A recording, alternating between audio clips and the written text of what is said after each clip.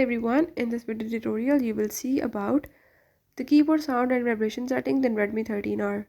So if you want to do the keyboard sound and vibration settings, or if you want to change them, I will show you how you can easily do it. But before I move to the video, if you are new to my channel, don't forget to subscribe and press the bell icon. For further detail, now let's watch the video.